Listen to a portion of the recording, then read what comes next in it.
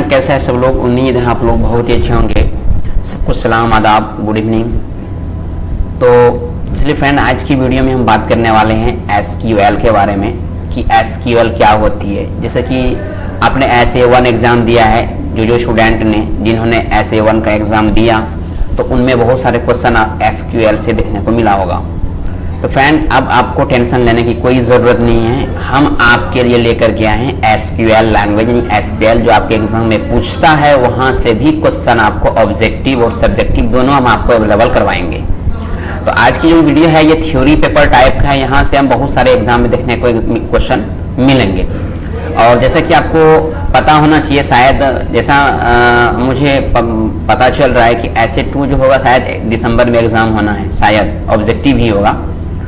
तो चलिए फ्रेंड, अगर जो स्टूडेंट न्यू है जिनको पता नहीं है तो उनको ये वीडियो शेयर भी कर दीजिए। दूसरी बात है कि अगर आप मुझे पता चले कि आपको जो हम कंटेंट आप तक पहुंचा रहे हैं क्या आप तक पहुंच रही है या फिर वो कंटेंट जो पहुंच रही है वो अच्छा है या नहीं है, तो आप लोग इसके साथ साथ फीडबैक भी जरूर दीजिए, मतलब कमेंट भी आप लोग जरूर कीजिएगा।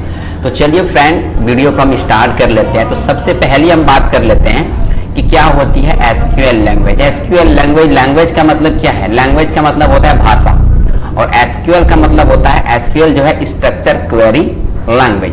बेसिकली SQL जो होती है वो भाषा होती है। मतलब ये कि SQL के MySQL के डेटाबेस में डेटा को एक्सेस करने के लिए सभी प्रोग्राम और यूजर द्वारा SQL का यूज किया जाता है। मतलब जितने भी डेटाबेस है सब में क्या करना पड़ता है, आपको SQL लैंग्वेज का इस्तेमाल करना पड़ता है।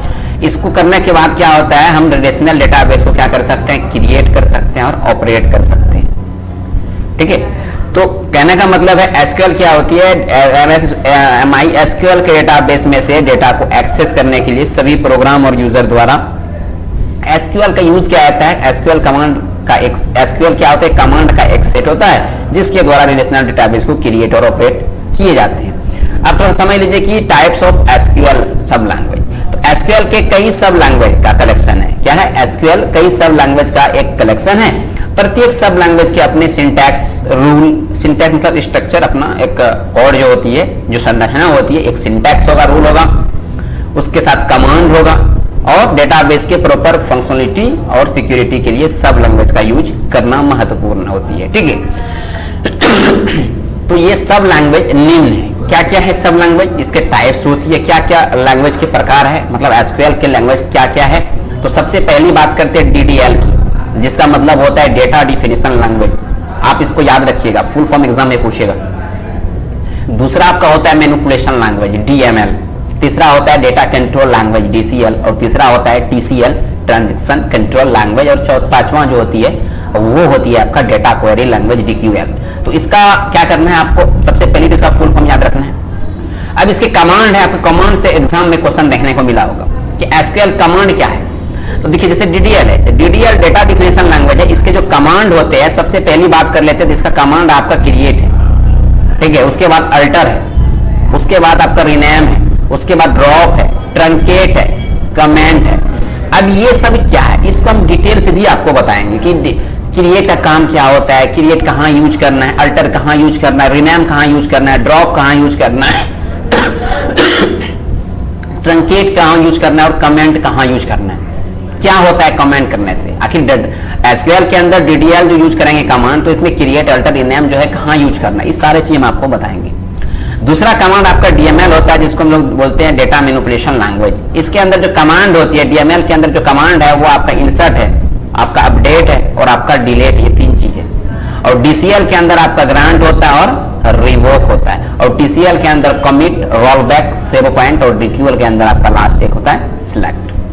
तो समझते हैं, चलिए आज की इस वीडियो में, इस टॉपिक में कि DDL क्या होती है, डेटा डिफिनेशन लैंग्वेज। सुनिए, कहते हैं कि DDL स्ट्रक्चर क्वेरी लैंग्वेज का एक सबसेट है। क्या है? सबसेट है, जिसका प्रयोग करके डेटाबेस स्कीमा।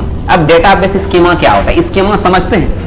स्कीमा देखिए क्या होता है, कहता है कि मान लिया जाए हम जो भी है, कोई अगर मान लो कोई आपका डॉग हो गया या फिर कैट हो गया, बिल्ली है, हम बिल्ली को देखते हैं। अब बिल्ली को देखने के बाद जो आपके माइंड में जो स्ट्रक्चर बनता है उसी को हम लोग बोलते हैं स्कीमा। क्या बोलते हैं, जो आपके माइंड जो चीज आप देखें उसका नक्शा आपके दिमाग में छप जाए, उसी को हम लोग बोलते हैं स्कीमा। याद रखिएगा, ठीक है।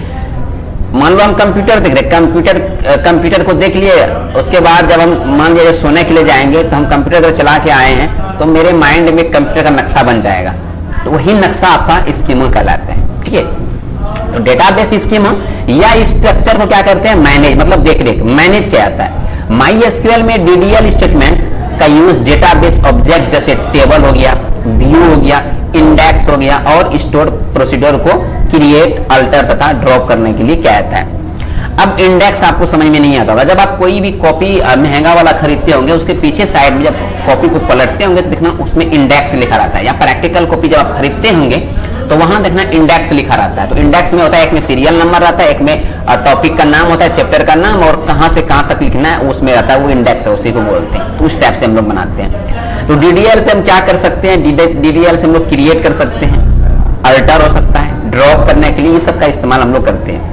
उसके बाद कहते हैं कि DDL स्टेटमेंट का प्रयोग टेबल फील्ड को शामिल करते हुए बीच में रिलेशनशिप बनाते हैं। क्या बनाते हैं, रिलेशनशिप बनाते हैं, संबंध बनाते हुए डेटाबेस स्ट्रक्चर या स्कीमा को क्या करते हैं हम लोग, डिफाइन करने में होता है। तो अब चलिए समझते हैं कि ये क्रिएट का यूज हम लोग कहाँ करेंगे। आपके ऑब्जेक्टिव क्वेश्चन में पूछा था कि डेटाबेस में हमको क्या करना है, क्रिएट करना है, टेबल को क्रिएट करना है, तो कौन सा कमांड का यूज करते हैं। ऐसे क्वेश्चन पूछा था कि निम्न में से डेटाबेस को क्रिएट करने के लिए कौन सा कमांड का इस्तेमाल करते हैं, तो किसका करते हैं हम लोग, क्रिएट करते हैं, है ना। तो देखिए चलिए समझते हैं क्रिएट क्या होती है। कहते हैं क्रिएट स्टेटमेंट का प्रयोग नए डेटाबेस ऑब्जेक्ट जैसे टेबल, व्यू, इंडेक्स आदि का निर्माण मतलब बनाने के लिए किया जाता है। अब इसके सिंटैक्स समझ लीजिए, इसका सिंटैक्स क्या है। इसका सिंटैक्स ये है कि सबसे पहले आपको जब भी आप बनाएंगे, हालांकि देखिए ये चीज जो सिंटैक्स एग्जांपल ये सब आप में नहीं होने वाला है, आपको बस दिमाग में इतना रखना है कि क्रिएट का इस्तेमाल किस लिए करते हैं, अल्टर का इस्तेमाल किस लिए करते हैं, ठीक है, रीनेम का इस्तेमाल किस लिए करते हैं और ड्रॉप का इस्तेमाल हम लोग किस लिए करते हैं। ये सारी चीज को आपको याद रखना है, ना कि आपको सिंटैक्स को याद रखना है या एग्जांपल को याद रखना है। क्लियर। तो समझते हैं, हम अगर आपको बता रहे तो बेटर तरीके से आपको बता देते हैं, ठीक है। भविष्य में अगर आप कंप्यूटर साइंस से कुछ करना है तो आपको ये सब जानकारी लेना होगा। मेरा काम है बताना, हम बता देंगे, बट आपको ये सब पढ़ने की कोई जरूरत नहीं है, ठीक है। तो समझिए, तो क्रिएट जब भी हम लोग बनाएंगे तो उसका सिंटैक्स होता है, उसका स्ट्रक्चर होता है, जिसको फर्मा हम लोग बोलते हैं। तो सबसे पहले हम लोग क्या करेंगे, क्रिएट टेबल लिखते हैं, उसके बाद आपको टेबल का नाम देना पड़ेगा, ब्रैकेट को ओपन करना है, इसको हम लोग बोलते हैं पैरेंथेसिस ब्रैकेट। उसके बाद कॉलम 1 डेटा टाइप देना है, फिर कॉलम 2 डेटा टाइप देना है, फिर कॉलम 3 डेटा टाइप देना है। समझ में नहीं आया, कोई बात नहीं, घबराइए नहीं। माफी चाहते हैं, थोड़ा सा खांसी हो गया है। अब एग्जांपल समझिए, जब भी हम क्या करेंगे, टेबल को क्रिएट करना है तो सबसे बड़े लेटर में हम क्या लिखेंगे, क्रिएट टेबल। क्लियर। हम टेबल का नाम डाल रहे हैं वर्कर, हम वर्कर के नाम से क्या बना रहे हैं, एक डेटाबेस बना रहे हैं। मतलब इस टाइप से हम क्या कर रहे हैं, एक डेटाबेस बना रहे हैं। ये वर्कर के नाम से बनेगा, हम W लिख देते हैं, ये वर्कर हो गया। यहां पे आपका इस वाले घर में आपका हो जाएगा रोल नंबर, ठीक है, ID जो बोलते हैं। उसके बाद दूसरे वाले घर में हम दे देंगे नेम, तीसरे घर में दे देंगे हम लोग फोन नंबर, और चौथे घर में हम दे देंगे सैलरी कितना होता है। तो समझिए, तो हम किसके नाम से बना रहे हैं, वर्कर के नाम से बना रहे हैं। W लिख दिया, वर्कर के नाम से हम डेटाबेस क्रिएट कर दिए, टेबल तैयार कर दी, कुछ स्टेप से आपका बन के तैयार हो जाएगा, ठीक है।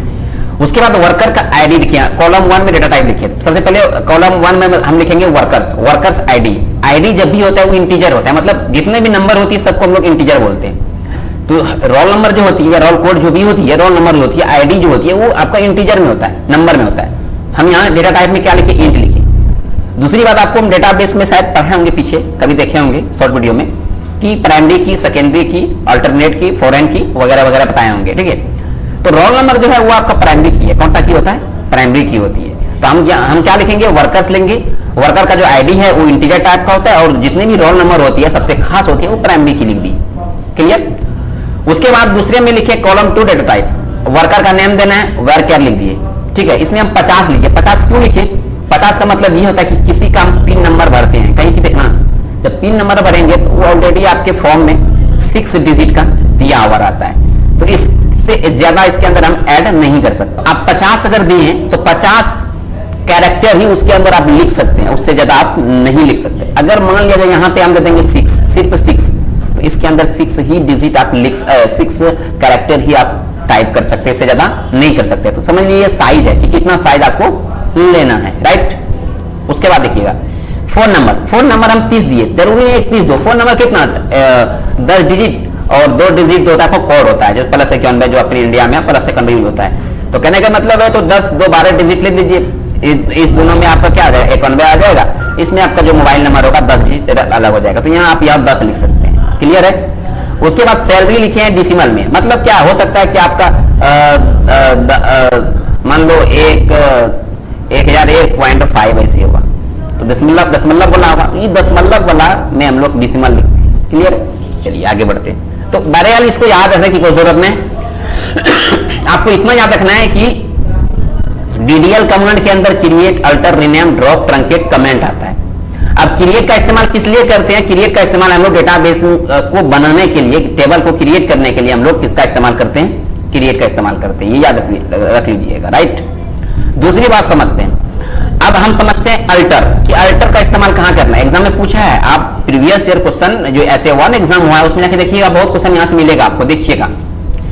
अब देखिए अल्टर स्टेटमेंट का प्रयोग पहले से सीमित, ये सीमित है, निमित नहीं, मिसी हो गया टाइपिंग में, सीमित डेटाबेस ऑब्जेक्ट की स्ट्रक्चर को मॉडिफाई तो आप समझते होंगे कि कोई चीज हम बनाए हैं उसमें नया चीज ऐड कर दिया, वो मॉडिफाई हो गया। पुराने चीज में कोई नया चीज उसका स्ट्रक्चर चेंजिंग हो जाता है, उसको मॉडिफाई बोलते हैं।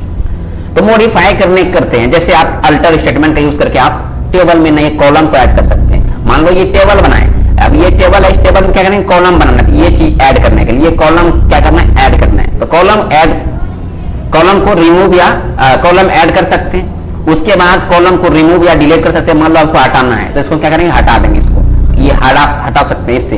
और कॉलम के डेटा टाइप को भी चेंज कर सकते हैं। मान लो यहाँ कॉलम के अंदर डेटा टाइप इंट था, हम इंट नहीं भैग लिख सकते हैं अगर दूसरा चेंज करेंगे, तो ये चीज होती है। तो बेसिकली याद रखना है कि अल्टर का इस्तेमाल क्या करते हैं? कॉलम को ऐड कर सकते हैं, कॉलम को रिमूव कर सकते हैं, कॉलम को डिलीट कर सकते हैं, कॉलम के डेटा टाइप को चेंज कर सकते हैं। ये 3 बात याद रखना। क्या क्या अल्टर का इस्तेमाल क्या किस चीज के लिए करते हैं? टेबल के नए कॉलम को ऐड कर सकते हैं, कॉलम को रिमूव कर सकते हैं, कॉलम को डिलीट कर सकते हैं, या फिर कॉलम के डेटा टाइप को क्या कर सकते हैं? चेंज कर सकते हैं। ये याद रखिएगा। अब इसका क्वेश्चन आपसे पूछेगा कि कॉलम को रिमूव या डिलीट करने के लिए निम्न में से कौन सा कमांड का इस्तेमाल करते हैं? तो आप फटाफट बता दीजिएगा कि हाँ अल्टर का इस्तेमाल करते हैं, राइट। चलिए आगे बढ़ते हैं।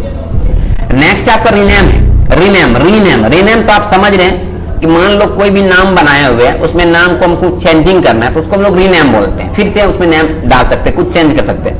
मान लिया जाए हम लिखे हैं RBS लिखे कहीं पे, अब फोटो वगैरह में लिखना RBS लिखिए, या फोटो में किसी का नाम लिखते हैं, फोटो का हम क्या करते हैं? नाम चेंज करते हैं, उसको हम लोग बोलते हैं रीनेम। तो कहता है कि रीनेम स्टेटमेंट का प्रयोग पहले से बने डेटाबेस ऑब्जेक्ट जैसे टेबल, व्यू, इंडेक्स को रीनेम करने के लिए कहते हैं। मान लो आपका टेबल जो यहाँ दिया, फॉर एग्जांपल के तौर पे टेबल जो बना था वर्कर के नाम से बना था, हमको रीनेम करना है। यहाँ वर्कर नहीं, हमको स्टूडेंट लिखना है, तो आपको कौन सा कमांड इस्तेमाल करना पड़ेगा? रीनेम का, ठीक है। तो हम लोग किसका इस्तेमाल करेंगे? रीनेम का इस्तेमाल करेंगे, क्लियर। सिंटैक्स फर्स्ट समझिएगा तो समझ सकते हैं सिंटैक्स की। Rename table, old table name डाल देंगे, फिर टू न्यू टेबल नेम, उस जैसे यहाँ बना दिए। चलिए, इसकी जरूरत आपको नहीं है, ये सब की जरूरत आपको नहीं, बस आपको ये याद रखना है, ये चीज है ना, नोट कर लीजिएगा कॉपी में, ठीक है। ड्रॉप की बात करते हैं। ड्रॉप का इस्तेमाल क्यों करते हैं? देखिए, ड्रॉप स्टेटमेंट का प्रयोग करके पहले से बने डेटाबेस ऑब्जेक्ट जैसे टेबल, व्यू, इंडेक्स को डिलीट या रिमूव कर सकते हैं। डेटाबेस ऑब्जेक्ट, उसके अंदर जो भी डेटा होगी उसको हम लोग डिलीट कर सकते हैं या फिर रिमूव कर सकते हैं। किससे? ड्रॉप से, राइट। याद रख लीजिएगा। क्वेश्चन पूछेगा कि डेटाबेस ऑब्जेक्ट आपके जैसे कि मान लिया जाए उसके अंदर जो कंटेंट है उसको डिलीट करने के लिए निम्न से किस टैग का कौन सा कमांड का इस्तेमाल करते हैं? तो किसका इस्तेमाल करेंगे हम लोग? ड्रॉप का करेंगे। हम SQL पूरा पढ़ा देंगे, उसके बाद जो आपने SA1 एग्जाम दिए उसके बाद आप देख लीजिएगा कि क्वेश्चन टच होता नहीं होता, सब क्वेश्चन टच हो जाएगा। अब सवाल अवसर आपने पढ़ाई क्यों नहीं? देखिए, मेरा कारण था नहीं पढ़ाने का। जितनी बार एग्जाम हुआ है ना उसमें आपको SQL से क्वेश्चन इतना डीपली नहीं पूछा था, इसलिए हमने आपको वो मटेरियल प्रोवाइड नहीं करवाया था। लेकिन अब एग्जाम में आया तो आप उसके अकॉर्डिंग आपको तैयार होना पड़ेगा, उसे एक स्टेप आगे बढ़ के चलना पड़ेगा ना। चलिए चलिए फ्रेंड आगे बढ़ते हैं। ट्रंकेट, देखिए ट्रंकेट स्टेटमेंट का प्रयोग करके आप टेबल के सारे डेटा को क्या कर सकते हैं, डिलीट कर सकते हैं, लेकिन टेबल के स्ट्रक्चर को डिलीट नहीं कर सकते। फॉर एग्जांपल, थोड़ा सा एग्जांपल समझिए, समझा देते हैं। फॉर एग्जांपल के तौर पे हमने यहां पे टाइप किया है एक्सेल, ध्यान दीजिएगा, तुरंत समझिएगा। मान लिया जाए हमने इस टाइप से बनाया टेबल, ध्यान देना, क्या बनाया हमने, एक टेबल बनाया, टेबल इस टाइप से बनाया, ध्यान देना क्या बोला, क्या है ये, इसमें कहा था टेबल के सारे डेटा को डिलीट कर सकते हैं लेकिन टेबल के स्ट्रक्चर को नहीं। आप ध्यान दीजिएगा, यहाँ पे हमने यहाँ पे बहुत कुछ लिख दिया, नाम, फादर नेम, मदर नेम, ये सब चीज लिख दिया, ठीक है, बहुत कुछ लिख दिया। इसको सेलेक्ट करके तो सब साइज बड़ा करते हैं, कुछ भी लिखे, हम इसको डिलीट करेंगे, सेलेक्ट करेंगे, हम क्या करेंगे, यहाँ से डिलीट मार देंगे। अब ध्यान दिए कि आपके टेबल के डेटा डिलीट हो गया है लेकिन उसका स्ट्रक्चर डिलीट हुआ है नहीं ना, तो वही चीज कहता है आपका ट्रंकेट की टेबल के सारे डेटा को डिलीट कर सकते हैं लेकिन टेबल के स्ट्रक्चर को डिलीट नहीं कर सकते। यहीं से क्वेश्चन आपका बनेगा, एक क्वेश्चन यहां से बनेगा कि टेबल के सारे डेटा को डिलीट करने के लिए निम्न में से कौन सा कमांड का इस्तेमाल किया जाता है। तो आपको याद होगा तो बताइएगा, नहीं होगा तो नहीं बताएंगे, है ना। तो किसका इस्तेमाल करेंगे हम लोग, ट्रंकेट का। क्लियर, चलिए नेक्स्ट बढ़ते हैं। कमेंट, क्या होती है कमेंट, ये स्टेटमेंट आपको अपने database object table view column को ऐड करने की अनुमति देता है। अगर आपको टेबल ऐड करना है, कॉलम करना है ऐड, कोई भी कमेंट अगर आपको ऐड करना है, क्या करना है, टेबल के अंदर कोई भी कमेंट ऐड करना है तो आप उसके अंदर किसका इस्तेमाल कर सकते हैं, कमेंट का इस्तेमाल कर सकते हैं। समझ लीजिए थोड़ा सा मान लिया जाए, एग्जांपल के थ्रू समझ लीजिए, हमने लिखा सेलेक्ट, हमको क्या करना है, सेलेक्ट करना है। अच्छा फॉर एग्जांपल यही समझ लीजिए आप कि मान लिया जाए यहाँ पे लिखे हम नेम लिख दिए, ठीक है, इसमें लिख दिए फादर्स नेम, फादर्स नेम, ठीक है। यहाँ पे जो भी नाम डालना था हमने डाल दिया, नाम जो भी नाम डालना था, मान लो नाम डाल दिए, कुछ भी राम डाल दिए, उसके बाद श्याम डाल दिए, ठीक है, डाल दिए। अभी आपको पता चल रहा है कि हम ये चीज बना रहे, किस चीज के लिए बना रहे, क्या चीज बना रहे, नहीं ना, नहीं बना रहे, समझ में नहीं आ रहा है। या इसमें हम लिखिए फादर नेम लिख दिए, फादर नेम लेने के बाद इसमें हम लिख दिए और मान लो लिख दिए हम कि इसमें कुछ भी लिख सकते हैं, फॉर एग्जांपल के तौर पे RS लिख दिए, या डाउन पेमेंट कर दिए, कुछ भी कुछ लिख दिए डाउन पेमेंट। आपको पता चले हम डाउन पेमेंट कर ले तो किस चीज के लिए कर रहे हैं, पता नहीं चल रहा है। वही हम कमेंट में यहाँ लिख देंगे कि ये जो है हमने बाइक लिया था, वही इसको हम डाउन पेमेंट किए। तो आपको समझ में आ गया कि हाँ ये बाइक ली है इसलिए इसमें पैसा दे रहा है, तो कमेंट लिखे तब ना। तो वही चीज कहता है आपका कमेंट में कि यहाँ लिखिए सेलेक्ट स्टार फ्रॉम एम्प्लॉय, मतलब हम क्या करना है, एक डेटाबेस है, डेटाबेस में सारे एम्प्लॉय को हमको क्या करना है, सेलेक्ट करना है, लेकिन आपको पता नहीं चल रहा है क्या चीज करना है। तो हम यहाँ लिखे हैं कमेंट में कि retrieve data of all employ, जितनी भी एम्प्लॉय डेटा उसके अंदर हो गए टेबल के अंदर, सब हम क्या करेंगे, सेलेक्ट करेंगे। वो तो हम कमेंट लिखे तब ना पता चला, यहाँ से आपको पता नहीं चल रहा था। जैसे हम लिखे retrieve data for all employ, तब आपको पता चल गया। उसके बाद है वेयर डिपार्टमेंट, कहाँ का डिपार्टमेंट का, कौन सा डिपार्टमेंट, मार्केटिंग का। तो अब आपको पता चल रहा है हाँ इसमें वो डेटा को सिलेक्ट करना है जो मार्केटिंग डिपार्टमेंट का। तो यहाँ को लिखा हुआ है the statement only select employee from the marketing department, मतलब मार्केटिंग डिपार्टमेंट का क्या करना है, आपको डेटा को सिलेक्ट करना है, वही सब आदमी को सिलेक्ट करना है। तो किससे पता चला, आपको कमेंट से पता चला। क्लियर, तो यही सारी चीज थी आज की वीडियो में। उसके बाद हम आपका अगला जो होगा वो नेक्स्ट वीडियो में आपका आएगा और DML क्या होगा, यहाँ मिसिंग थोड़ा सा हो गया, यहाँ पे DML होगा। तो DML कमांड नेक्स्ट वीडियो में आएगी, तो आप लोग इसको अच्छे से देखिएगा, पढ़िएगा, ठीक है। बहुत सारा एग्जाम में आपको देखने को मिलेगा, ठीक है। फिर हम नेक्स्ट वीडियो लेकर के आएंगे, तब तक के लिए जय हिंद।